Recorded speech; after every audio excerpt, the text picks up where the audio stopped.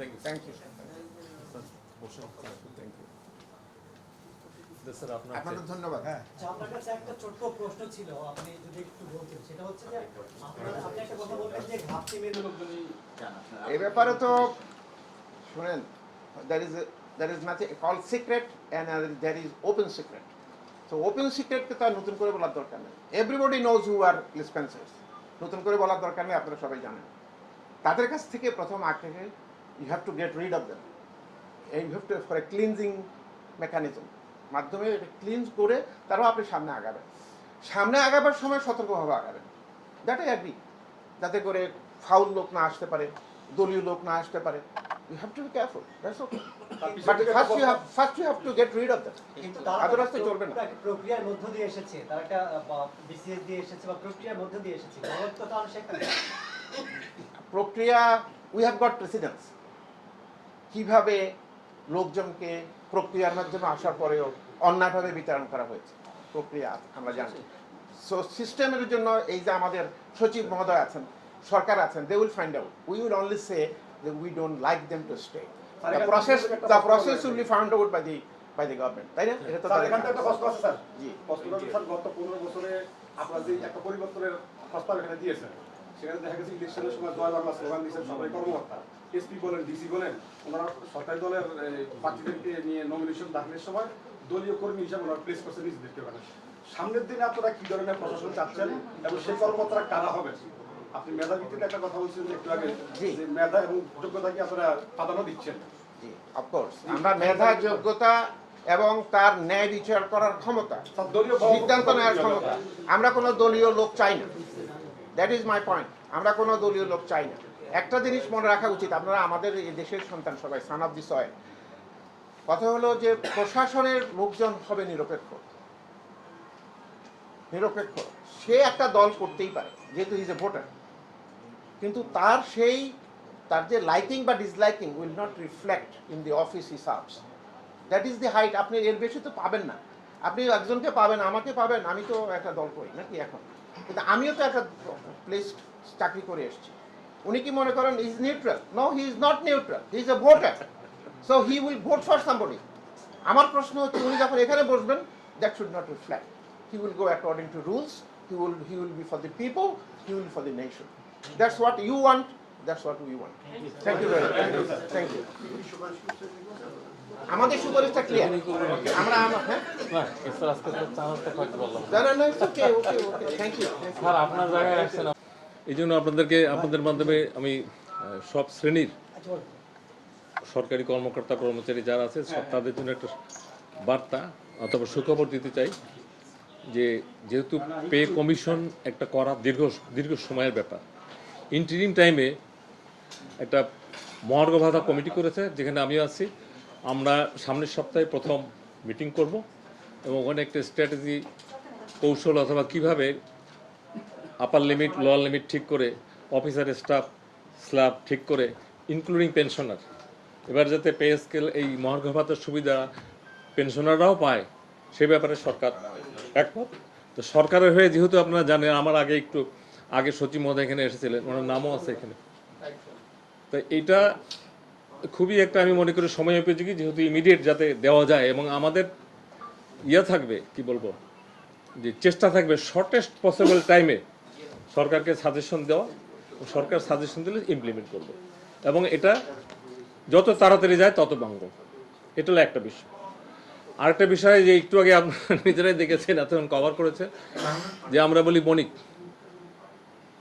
বঞ্চিত নিবাস আমাদের যে নিরসন কমিটি সংক্ষেপ, আমি নিজেও এটার একজন আবেদনকারী মাইসেলফ। আমার না হঠাৎ করে 110 দিন আগে চুক্তিতে আমাকে সরকার এনেছে, এর আগে তো আমি ওই কাতারেই, এবং যখন ওইটা ফাইনাল হবে জিও হবে আমারও নাম থাকবে। তো এটা 10 তারিখে ডিসেম্বরের, আপনারা প্রথম আলো যদি কেউ থাকেন, আমি দেখলাম যে প্রথম আলো ডিটেলস কভার করছে এটা, প্রথম আলো এটা হেডলাইন করে, অতএব এটা নিয়ে আলোচনা করতে চান। That is the summary of the report. মূল রিপোর্টে কার কি নাম, কাকে কোন পদবি দেওয়া হয়েছে, এবং এইটা আপনারা জানেন একটা চাকরি যারা করে মিনিমাম একটা ব্যাপার আছে, একটা প্রসেস আছে।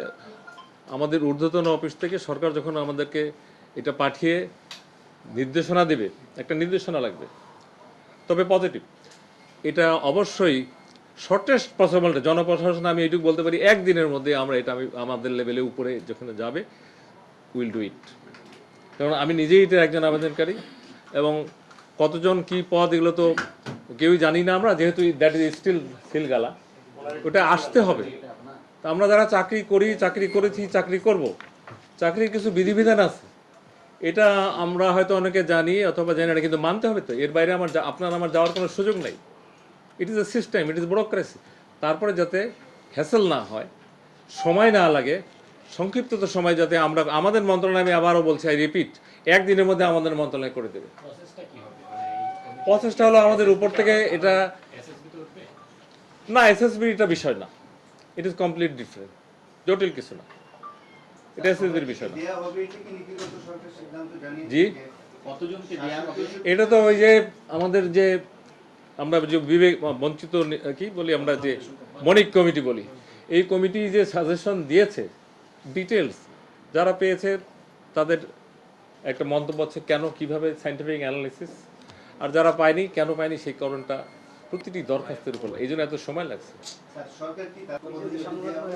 এইটা পদোন্নতি ঠিক না, এটা হলো আমি বলি সামাজিক মান মর্যাদা এবং আর্থিক সুবিধা দিয়ে ওনার একটা পদ পদবি দিয়ে একটা জিও হবে, এই জিওর ভিত্তিতে ফাইন্যান্সিয়াল জিওতে তারা এই টাকাগুলো পাবে। এটা সরকার নীতিগতভাবে একমত, একটু সময়ের ব্যাপার, এর সব কিছুতে তো সময়। আমরা তো 16 বছর বঞ্চিত ছিলাম, এখন 16 দিনে তো হয়নি, সেটা অন্য ইস্যু, সেটা আমি অ্যাডভান্স বলার, আমার সরকারের ব্যাপারে আমি একটা অংশী, আমি সরকারের কাজ করি। আমি কিন্তু সরকার বলতে যেটা বোঝায় নীতিগত সিদ্ধান্ত, যেটা হলো অ্যাডভাইজারি, আগে যেটা ছিল মন্ত্রী পরিষদ, এখন হলো অ্যাডভাইজারি কাউন্সিল, চিফ অ্যাডভাইজারের নেতৃত্বে, এবং কোনো কোনো ইস্যু মাননীয় রাষ্ট্রপতি পর্যন্ত যায়, এইগুলো স্বাভাবিক নিয়মেই কাজ করবে। আমি শুধু এইটুকু স্ট্রেনজেন্স বলতে পারি যে আমাদের এন্ডে এখানে একদিনের বেশি বিলম্ব হবে না। এটা কিন্তু অলরেডি আমরা অন্তত আমাদের মন্ত্রণালয়টা ইনিশিয়েটিভ নিয়েছে, এরকম আরও সব মন্ত্রণালয় করতে পারতো, করেনি। এই জন্য পরশুদিন আমরা আরেকটা আমাদের অনলাইন সার্কুলার দিয়েছি, অনেকে এটা আপনারা নিউজও করেছেন, 15 দিন টাইম দিয়ে সব মন্ত্রণালয়ের গ্রেড 3 অ্যান্ড অ্যাবভ এদের দরখাস্ত প্রসেস করে সচিবের মাধ্যমে আমাদের এখানে পাঠাবে। অথবা আমাদের যে কমিটিটা করা হয়েছে এটা জমা দেওয়ার পরে যে শেষ হয়ে গেছে তা না, এই একটা 15 দিন টাইম দিচ্ছি, এই টাইম সব মন্ত্রণালয় থেকে আসলে গোছায় আমরা ওই কমিটিকে দেবো, ওখান থেকে আবার যারা বললেন যে অন্য অন্য ক্যাডার তারাও পাবে।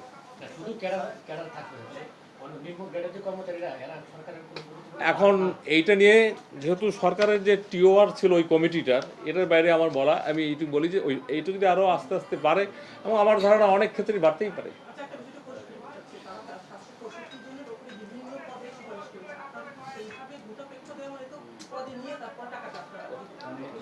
না, এটা না, পদে বসানো এক জিনিস আর পদমর্যাদা এক জিনিস। এটা হলো ওই পদে পদমর্যাদায় তাকে জিওটা দেওয়া হবে, এবং ক্যালকুলেশনটা করবে এজি অফিস, তাদের সায়েন্টিফিক নিয়ম আছে, কে কোন তারিখে কোন পদে গেল। এই সিম্পল এই জিনিসটা হলো, আমরা বলি এটাকে বলি জিও বলি এক কথায়, যে গভর্নমেন্ট অর্ডার। আর এরপরে যেগুলা এটাকে বলে ফাইন্যান্সিয়াল জিও। যাকে 4 ধাপে পদোন্নতির সুপারিশ করা হয়েছে তাকে তো যখন আর্থিক বেনিফিটটা দেওয়া হবে, তার মানে তাকে অতিরিক্ত সচিব, জয়েন্ট সেক্রেটারি যিনি তাই তো স্যার বিষয়টাতে এক্স্যাক্টলি। এবং সর্বশেষ যেটা বেনিফিট হবে, উনি লাস্ট কোন সিলিংয়ে গেলেন ওই দিন থেকে ওই তারিখ থেকে তার পেনশন বেনিফিটটা ওইভাবে হবে, মূল বেনিফিটটা তার পেনশন হবে হোল লাইফ।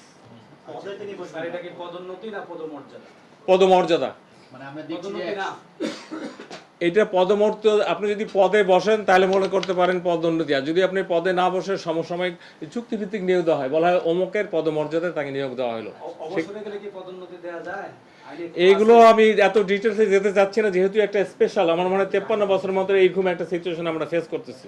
আপনাদের কারো বয়সে এখানে 53 না, সবারই এর চেয়ে কম আছে, এগুলো দেখেনই নেই আপনারা। তো হোয়াট এভার ইট ইজ, সরকার আন্তরিক, পজিটিভ। সরকারের অংশীজন হিসাবে যেহেতু জনপ্রশাসন সব মন্ত্রণালয়ের এই সমস্ত জটিল বিষয়গুলো হ্যান্ডেল করতে হয়, আপনারা যারা বিট করেন আপনারা আমার চেয়ে ভালো জানেন। এর বেশি মনে হয় এটা নিয়ে আমার বলা ঠিক না, যেহেতু সরকার এটা যখনই আমাদের এখানে একটা নির্দেশনা দিয়ে পাঠাবে, সাথে সাথে আমাদের করণীয় একদিনও দেরি হবে। এটা হলো আরেকটা স্যার, মহার্ঘ ভাতা কি সরকার দেওয়ার সিদ্ধান্ত নিয়েছে যে কর্মকর্তা কর্মচারী? অবশ্যই মহার্ঘ ভাতা দেওয়া হবে দেখেই তো কমিটি করেছে, সেটাই কমিটি সাজেস্ট করবো।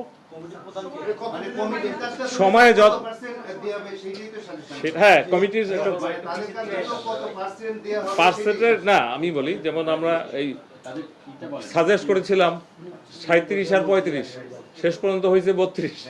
ঠিক এরকম আমরা আপার লিমিট আর লোয়ার লিমিট একটা দিব, কিন্তু দেওয়া হবে। অবশ্যই দেওয়া হবে।